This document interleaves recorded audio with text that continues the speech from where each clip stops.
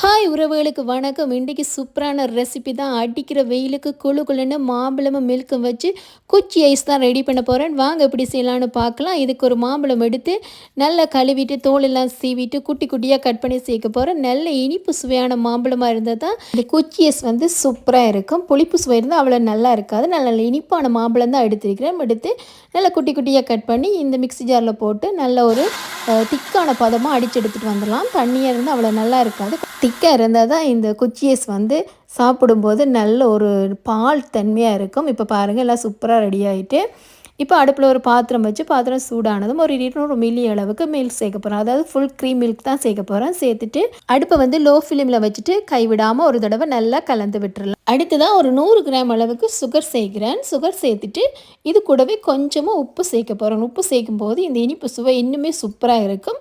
இப்போ சேர்த்துட்டு இதையும் ஒரு தடவை நல்லா கலந்து விட்டுட்டு அடுத்ததான் அடித்து வச்சுக்கிறேன் இந்த மாம்பழ பேஸ்ட்டையும் இது கூட சேர்த்து நல்லா கலந்து விட்டுறலாம். இனி அடி பிடிக்காத அளவுக்கு நல்லா கைவிடாமல் கலந்து விடணும். அடுப்பை வந்து லோ ஃப்ளேமில் வச்சுட்டு நல்லா கலந்து விட்டுட்டே இருக்கணும். இப்போ பாருங்கள் சூப்பராக ரெடி ஆகிட்டு அடுத்ததான் நான் வந்து ஜெலட்டின் தான் கொஞ்சமாக சேர்க்க போகிறேன். ஜெலட்டின் எடுத்து நார்மல் தண்ணியில் டிப் பண்ணிவிட்டு ஒரு 5 நிமிஷம் கழித்து எடுத்து இந்த குக்கீஸுக்கு ரெடி பண்ணி வச்சுக்கிறேன் இந்த மில்கோட சேர்த்து நல்லா கலந்து விட்டுறலாம். நல்லா ஒரு 5 நிமிஷத்துக்கு நல்லா கலந்து விட்டுட்டு ரெடி பண்ணிடலாம். இப்போ பாருங்கள் சூப்பராக ரெடி ஆகிட்டு நான் வந்து இதை இன்னொரு கிளாஸுக்கு மாற்றிட்டு ஒரு 10 நிமிஷம் அளவுக்கு ஆற விட போகிறேன். நான் இந்த குச்சியஸுக்கு பிளாஸ்டிக் கப்பு எடுத்தபடியாக கொஞ்சம் சூடாறின பிறகு தான் இதில் சேர்க்க போகிறேன். முதல்ல இந்த கப்பில் கொஞ்சமாக தேங்காய் பூ சேர்க்குறேன். சேர்த்துட்டு இப்போ ரெடி பண்ணி வச்சுக்கிற மாம்பழ மில்கை வந்து இந்த கப்பில் ஊற்றுறேன். இப்போ எல்லா கப்லேயும் இந்த மாம்பழ மில்கை ஊற்றிட்டு அடுத்தது அதுக்கு ஸ்டிக் வைக்க போகிறேன். ஸ்டிக்கெல்லாம் வச்சுட்டு இதை வந்து ஒரு 2 மணித்தியாலம் அளவுக்கு வெளியிலேயே வைக்க போகிறேன். வெளியில் வச்சுட்டு அதுக்கப்புறமா எடுத்து ஒரு 8 மணித்தியாலம் அளவுக்கு ஃப்ரிட்ஜில் வைக்க போகிறேன்.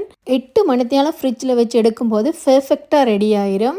இப்போ 8 மணித்தியாலத்துக்கு பிறகு எப்படி இருக்குன்னு பார்ப்போம். இப்போ பாருங்கள் இவ்வளோ சூப்பராக ரெடியாகி வந்திருக்குன்னு பார்க்கவே நல்ல கலர்ஃபுல்லாக இருக்குது. அடிக்கிற வெயிலுக்கு குழு குழுன்னு குச்சி ஐஸ். இப்போ இந்த குச்சி ஐஸ் வந்து வெளியில் எடுக்கணும். ஃபஸ்ட்டு இந்த கப்பை வந்து உருட்டி விட்டுட்டு மெல்லமாக வெளியில் எடுக்கலாம். இங்கே பாருங்கள் இவ்வளோ சூப்பராக வருதுண்டு. குச்சியஸுக்கு தேங்காய் பூ போட்டு செய்தபடியாக பாருங்கள் இவ்வளோ கலர்ஃபுல்லாக வந்திருக்கேன். நான் இப்போ இதை குடித்து பார்த்து டேஸ்ட் எப்படி இருக்குன்னு உங்களுக்கு சொல்கிறேன். இந்த மாம்பழமும் பாலையும் செய்த குச்சியஸ் வந்து இந்த தேங்காய் பூவோட சேர்த்து சாப்பிடும்போது டேஸ்ட் வந்து உண்மையிலேயே வேறு லெவல். ட்ரை பண்ணி பாருங்கள். ட்ரை பண்ணி பார்த்துட்டு எனக்கு எப்படி இருக்குன்னு சொல்லுங்கள். இந்த மாம்பழம் தனியாக சாப்பிட்றத விட இப்படி ரெடி பண்ணிவிட்டு ஃப்ரிட்ஜில் வச்சு சாப்பிடும்போது இந்த வெயிலுக்கு வந்து உண்மையிலேயே நல்ல குளிர்ச்சியாக இருக்கும்.